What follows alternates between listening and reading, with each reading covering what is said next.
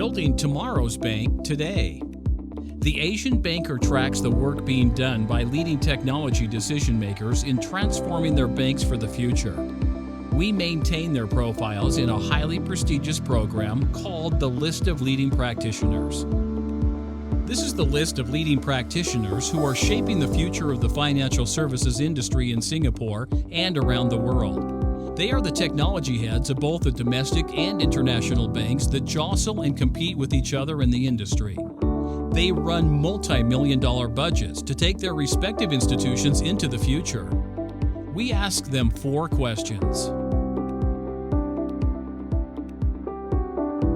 Are you a first mover, a fast follower, or late entrant? Your decision will have ramifications from the people you hire, to the culture you put in place, to the infrastructure you build, to the processes, and to the governance. To answer this, it requires leaders to define what they see as the role of banks of the future that they are building and what it means to their customers.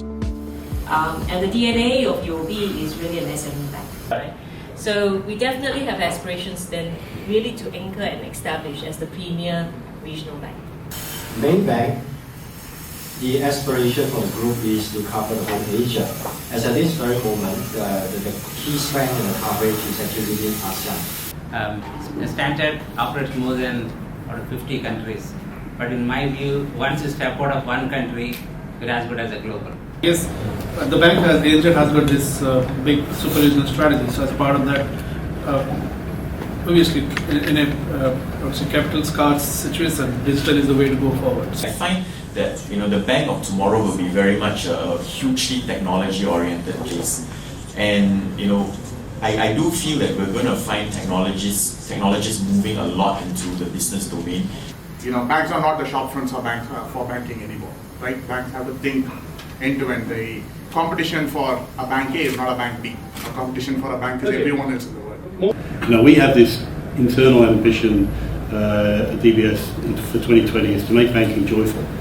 That's becoming a real pain point for us, I suppose, as we roll out our super regional approach. I think we've come to the realization that there's no such thing as a one-size-fits-all across the globe. We've been talking about local, regional, global, just in this conversation. When we think about next generation banking, is there such a thing as local and regional?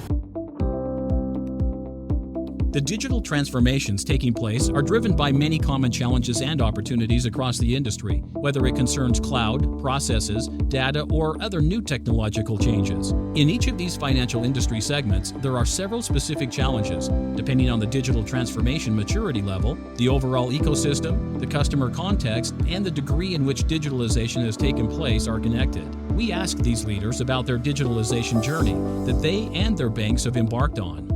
I hear a lot about digital, and when most people speak to me about digital, they always talk about digitization, automation of processes, making products digital. Products have to be truly digitized, and there's a difference between putting a digital wrapper versus digitizing the product. Right? Look, the way I've kind of understood that digital is nothing but a convergence of all these trends. The whole internet, mobile, the data aspect of it. Being data-driven rather than process-driven is probably a key change enabler for financial organizations, probably for any organizations. What kind of bank services they will use is a big challenge, I think, for the current bankers. Okay. But when it comes to data privacy, which is the most important thing, you find that we go round and round, non-stop. You know what to do? Yes. But are you authorized to do certain things? The one that I think we need to crack, and for the cloud providers or the people who comes in and do the cloud, is how do we get I think comfortable with the security language, with the ownership language, with the regulatory language that then we are all subjected to. For various types of applications, for example, your core banking systems with your systems of record, those are the types of systems that you may want to think twice or 3 times before putting it in the cloud. Other than saying customer is an asset or people being an asset. So if you are able to use the data well, you can benefit in analytics, you can push the revenues, you can look at the cost, you can look at the products, whether they're good or whether they're bad. In the last 5 years, everyone is still at the startup phase. All banks are in the startup phase of building tomorrow's bank today. Most of these banks might not survive the transition, but if these banks do survive, they'll be able to jump into the next reality, which is the steep part of the S-curve. You're going after early adapters and innovators at this position of the S-curve. In this segment, we ask them how they would develop the right culture and people to manage the transition. And to make that happen, we've really got to re-educate our bankers from front to back. And that's just a mammoth task we have to undertake. And the reason why we work so extensively with fintech and startups is not because we want the great ideas that is coming out of them, it's because we want our business people to experience what it's like to work in that environment. And that's really beginning to make a difference, but it's very early stage. Right, so for me personally, it's really building that team that can bring and build on this foundation and to help propel the bank forward. I think for us all as leaders, succession planning must be key. But to do what we need to do going forward, we have to bring people who are not traditional bankers, I think. We can teach them banking. Okay. They have to teach us something else. Right. The best place to have talent is the failed fintech startups.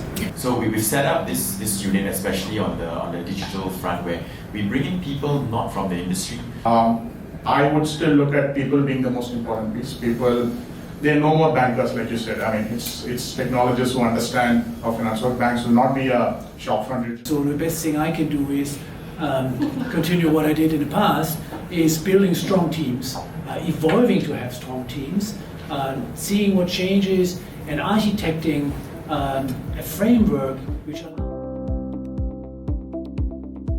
Global banks are making considerable investment in fintechs and technology disruptors as part of their strategy to integrate them into their future platforms. Even from the view of banking regulators, fintechs are not to be limited but encouraged.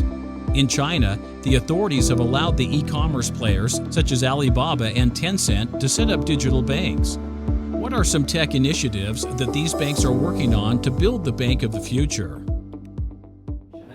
Key things that have been achieved this year is that one is that we're about to launch a digital bank in India, where you will be able to open an account without signing any document or without going to any branch in 90 seconds. So we are launching that on 7th of December. And another thing I'm pretty proud of is DBS is launching a platform to help the relationship manager to provide the best advice for clients. So we start using artificial intelligence, Watson, IBM. So we went live on the weekend with a new payment system. So you asked what are you doing in the market? So we put in a new payment system for 15 countries across Asia, 900 users. We've launched this year, we don't call it cloud, but our customer experience monitoring.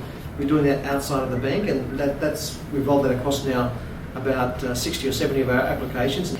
One of the things that we are focusing a lot this year, and in fact, is on the data. If you take companies like Uber, you take a Facebook, you take LinkedIn, where do they make the money from?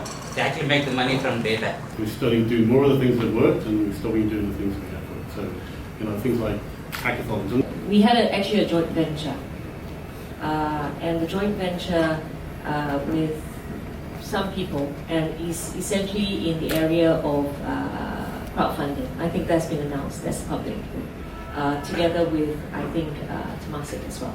So, for example, on our ATM network, we really look at queuing and queuing theory in order to try to find the best way to manage the cash distribution on the network. In the case of, frankly speaking, biometrics is one big area we all are watching out. So the goal for the next 5 years will be to really continue to build upon the digital platform that we've just gone live in Singapore, that will go to other countries.